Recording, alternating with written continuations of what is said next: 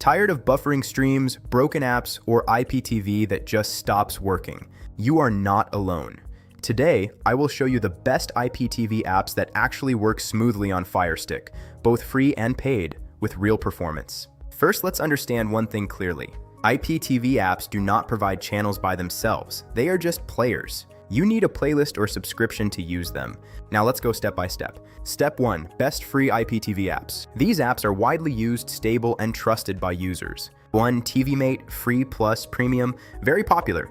Clean interface, fast channel switching. Premium unlocks extra features. 2. IPTV Smarters Pro, easy to use. Supports Extreme codes and M3U, good for beginners.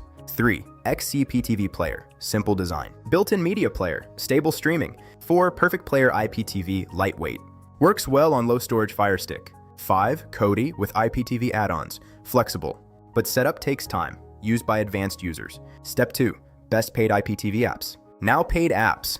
These offer better performance and features. 6. TVMate Premium, best overall experience, EPG support, multiple playlists. 7. IPTV Smarters Premium version, adds parental control, better player options. 8. GSE Smart IPTV, advanced features, cloud support. 9. OTT Navigator IPTV, highly customizable, great for power users.